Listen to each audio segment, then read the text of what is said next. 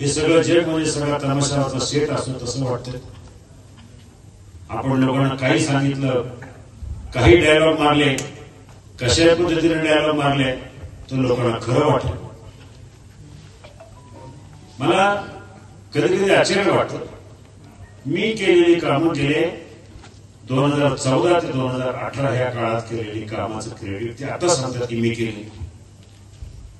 Pune Nashik railway असेल, Pune Nashik highway असेल, ही सगळी कामं मी आज नाही, जवळजवळ 2008 पासून खेड सिन्नरचा रस्ता म्हणजे चाकरपासून पुढचा जो रस्ता आहे आळेपाट्यापर्यंत आणि पुढं सिन्नरपर्यंत, ह्या रस्त्यासाठी केंद्रामध्ये भांडलो, लोकसभेमध्ये भांडलो, मंत्र्यांबरोबर भांडलो आणि 2008-2009 त्याला मला कुठेतरी डीपीआर करायला संधी मिळाली. तो डीपीआर आपण प्रोजेक्ट रिपोर्ट तयार केला.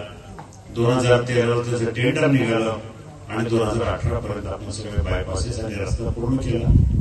आज त्याच्या पुस्तकामध्ये दिले की त्याची कामं त्यांनी मंजूर केली. म्हणजे इतका खोटारडेपणा, बेमालूपणे लोकांना समजून सांगणं, त्यांना पटवून देणं की ही कामं जी केलेली नाही ती करून दे, मी केली असं सांगणं, हा म्हणजे निर्लज्जपणाचा कळस आहे. हे कामाच्या बाबतीतच नाही तर काही बतवण्या करणं, तमाशामध्ये जशा बतवण्या करतात तशा प्रकारचे बतवण्या आज राजकारणामध्ये चालू आहे. सांगितलं जातं की मी अमुक अमुक पक्षाशी एकनिष्ठ आहे, मी निष्ठा सोडल्या नाही, मी निष्ठा कमी केल्या नाही. अरे निष्ठा म्हणजे काय? माझ्या दृष्टीनं पक्ष बदलणं किंवा हे करणं म्हणजे निष्ठा बदलणं नाही. माझ्या दृष्टीनं ज्या जनतेनं तुम्हाला निवडून दिलं त्यांच्याशी प्रामाणिक राहणं, 5 वर्ष त्यांची सेवा करणं, त्यांची कामं करणं ही खरी निष्ठा. कुणाला काय फरक पडतो? एखाद्या गावात एखाद्या महत्वाची कामं असेल, विकास कामं असेल, लोकांची कामं खोळंबली आहेत, आपण ती बघणार का? याची निष्ठा बघत बसणार आहे? त्या भावनेचा प्रश्न करत बसणार आहे? लोकांना आता राजकारणाची सवय झाली आहे, लोकांना आता गरज आहे.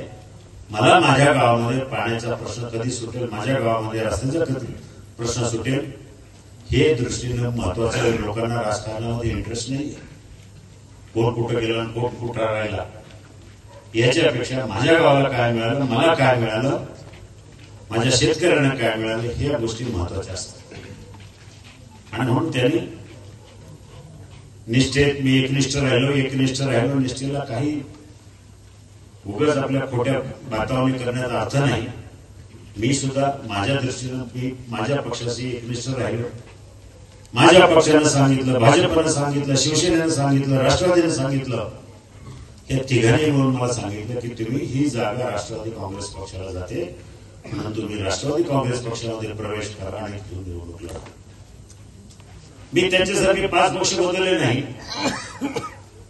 आपल्या आताच्या खासदारांना अगोदर मनसेमध्ये होते, शिवसेनेत गेले, नंतर राष्ट्रवादीत गेले, राष्ट्रवादीचे 2 भाग झाले म्हणून परत अजितदादांकडे गेले.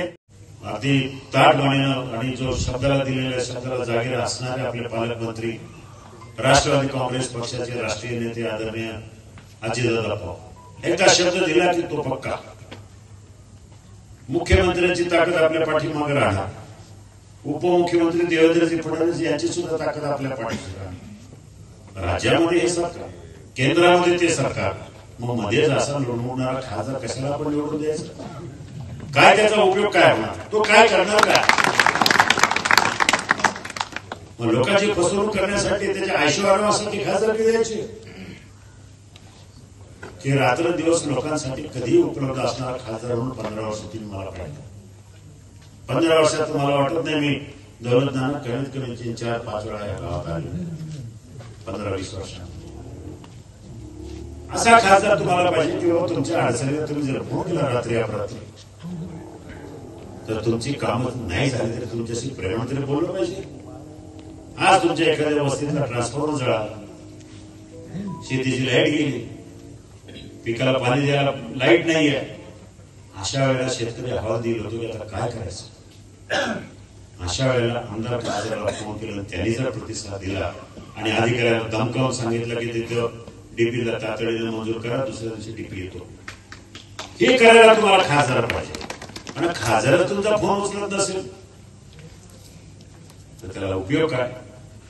आणि म्हणून हे सगळं मी सांगण्याचा प्रपंच यासाठी आहे की येणारी निवडणूक ही तुमच्यासाठी, आमच्यासाठी, देशासाठी, पुढच्या पिढीसाठी अतिशय महत्वाची आहे. या वेळेला चूक होता कामा नये. या वेळेला तुमच्या घरातला खासदार, तुमच्या हक्काचा खासदार